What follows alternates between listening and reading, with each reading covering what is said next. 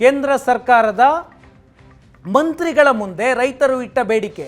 ಒಂದು MSP ಗ್ಯಾರಂಟಿಗೆ ಕಾನೂನು ಜಾರಿ ಮಾಡಬೇಕು ಅಂತ ನಾನು ಈಗಾಗಲೇ ಹೇಳಿದೆ. ಮತ್ತೊಂದು ರೈತರು ಮತ್ತು ಕೃಷಿ ಕಾರ್ಮಿಕರ ಸಾಲವನ್ನು ಮನ್ನಾ ಮಾಡಬೇಕು. ಜೊತೆಗೆ ಲಖೀಂಪುರ್ ಹಿಂಸಾಚಾರದಲ್ಲಿ ಸಂತ್ರಸ್ತರಾದವರಿಗೆ ನ್ಯಾಯ ಕೊಡಬೇಕು, ಪರಿಹಾರವನ್ನು ಕೊಡಬೇಕು ಅಂತ ಸರ್ಕಾರ ಮತ್ತು ಸರ್ಕಾರದ ಪ್ರತಿನಿಧಿಗಳು ರೈತರ 2 ಬೇಡಿಕೆಗಳಿಗೆ ಒಪ್ಪಿಕೊಂಡ್ರು. ಅದರಲ್ಲಿ ಒಂದನೆಯದು ರೈತರ ವಿರುದ್ಧ ದಾಖಲಾಗಿರುವಂತಹ ಎಲ್ಲ ಪ್ರಕರಣಗಳನ್ನು ರದ್ದು ಮಾಡ್ತೀವಿ ಅಂತ ಒಪ್ಪಿಗೆ ಕೊಟ್ಟರು. ಜೊತೆಗೆ ರೈತ ಪ್ರತಿಭಟನೆಗಳಲ್ಲಿ ಯಾರೆಲ್ಲ ಮೃತಪಟ್ಟಿದ್ದಾರೆ ಅವರ ಕುಟುಂಬಗಳಿಗೆ ಪರಿಹಾರವನ್ನು ಕೊಡ್ತೀವಿ ಅಂತಲೂ ಕೂಡ ಹೇಳಿದ್ರು. ಉಳಿದ ರೈತರ ಬೇಡಿಕೆಗಳಿಗೆ ಕೇಂದ್ರ ಸರ್ಕಾರ ಈವರೆಗೆ ಒಪ್ಪಿಕೊಂಡಿಲ್ಲ. ಬೆಂಬಲ ಬೆಲೆಯನ್ನು ಹೆಚ್ಚಳ ಮಾಡಬೇಕು ಅನ್ನೋದು ರೈತರ ಹೋರಾಟ. ಜೊತೆಗೆ ಕನಿಷ್ಠ ಬೆಂಬಲ ಬೆಲೆಗೆ ಕಾನೂನಿನ ಮಾನ್ಯತೆಯನ್ನು ಕೊಡಿ ಅಂತ ಒಂದು ಸ್ಟ್ಯಾಟಿಸ್ಟಿಕ್ಸ್ ಇದೆ ನಮ್ಮ ಬಳಿ.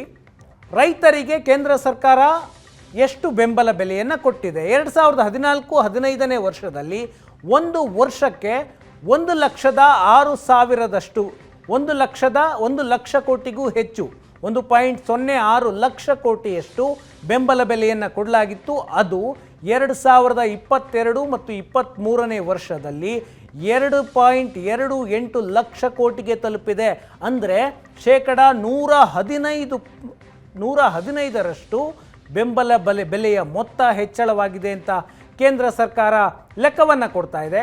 ಮತ್ತೊಂದು ಎಷ್ಟು ಬೆಳೆಯನ್ನು ಖರೀದಿ ಮಾಡಿದೆ 2014-15ರಲ್ಲಿ ಎಷ್ಟಿತ್ತು, ಈಗ ಎಷ್ಟಿದೆ ಅಂತ 761 ಲಕ್ಷ ಮೆಟ್ರಿಕ್ ಟನ್ನನ್ನು 2014 ಮತ್ತು 2015ರಲ್ಲಿ ಕೇಂದ್ರ ಸರ್ಕಾರ ರೈತರಿಗೆ ಕನಿಷ್ಠ ಬೆಲೆಯನ್ನು ಕೊಟ್ಟು ಖರೀದಿ ಮಾಡಿತ್ತು.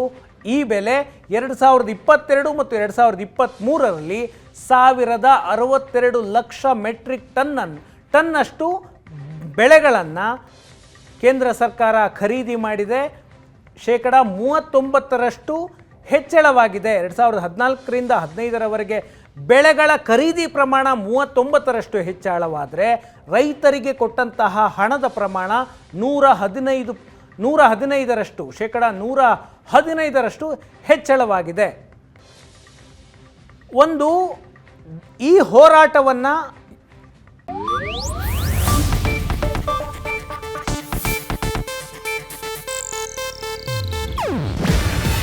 ಇದು ಏಷ್ಯಾನೆಟ್ ನ್ಯೂಸ್ ನೆಟ್ವರ್ಕ್ ಪ್ರಸ್ತುತಿ.